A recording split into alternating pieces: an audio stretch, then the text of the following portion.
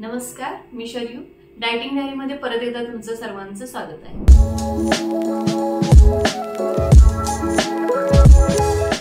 आज ना आपण अतिशय सुंदर अशी चटणी पाहणार आहोत, अतिशय उत्कृष्ट लागते।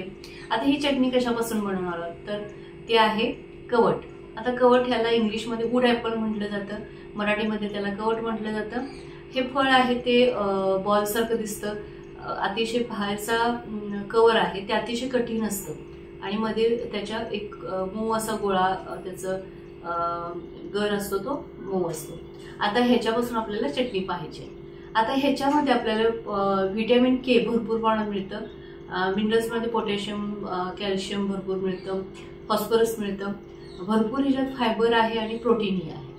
आता हे जे फ्रूट आहे ते शरीरासाठी कसं उपयुक्त आहे तर आपले जे डायजेशन आहे ते अतिशय सुंदर पद्धतीने होतं। पोटाचे विकार पासून आपल्याला काही विकार असतात ते त्यासाठी अतिशय उत्कृष्ट आहेत। आपले डोळे आहेत ते निरोगी ठेवण्याचं काम करतं। प्रेग्नंट लेडीजसाठी अतिशय हे फ्रूट अतिशय महत्त्वाचं आहे। त्याचबरोबर अस्थमाच्या लोकांसाठी अतिशय सुंदर आहे। आपलं ब्लड प्रेशर आहे ते अतिशय उत्कृष्ट होतं। डायबिटीसच्या लोकांसाठी अतिशय उत्कृष्ट आहे। त्याचबरोबर तुमचे किडनी आहे ती हेल्दी ठेवण्यास मदत करतं। अशा बऱ्याचशा गोष्टींसाठी उपयुक्त पडणारे हे कवठ आज आपण पाहणार आहोत। चला तर पाहूया कवठाची चटणी। इथं मी वूड ॲपल घेतले, म्हणजे कवठ आपण मराठीमध्ये म्हणतो, ते सोलून त्याच्यामधलं गर काढून घेतलेला आहे। गूळ घेतलेला जेवढं कवठ आहे तेवढं। त्यानंतर इथं आपल्याला मिरची पावडर लागणार आहे, मीठ आणि जिरा पावडर असं आपल्याला चटणीला साहित्य लागणार आहे। आता आपण ह्या बाउलमध्ये चटणी बनवायला घेऊया। कवठ कठीण असतं, ते फोडायचं आणि मधला गर आहे तो काढून घ्यायचा। आता ह्याच्यामध्ये आपल्याला जेवढं कवठ आहे तेवढं आपल्याला गूळ घालायचं। कवठ जास्त आंबट असतं, काही वेळेला थोडंसं गोड आंबट लागतं, त्यामुळे त्या पद्धतीने तुम्ही गुळाचं प्रमाण कमी जास्त करू शकता। आता ह्याच्यामध्ये आपण घालणार आहोत मिरची पावडर, थोडीशी मिरची पावडर, थोडंसं तिखट गोड आंबट असं त्याला टेस्ट येते। चवीनुसार मीठ घालायचं आहे।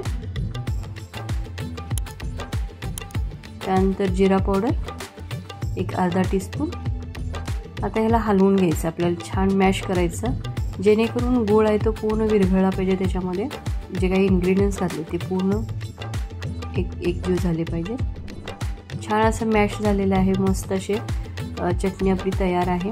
आता ह्या कवठमध्ये ना भरपूर असे बिया असतात आणि त्या बिया टेस्टी लागतात, त्यामुळे त्या काही काढायच्या नसतात आणि अशी ही आपली चटणी तयार आहे। आता आपण थोडंसं हे सर्विंग बाउलमध्ये काढूया।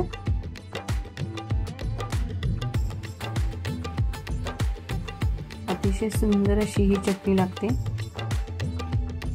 आणि ह्या बिया सुद्धा टेस्टी लागतात। थोडंसं आपण गार्निशिंग करूया कोथिंबीरनी। सुंदर अशी चटणी आपली तयार आहे।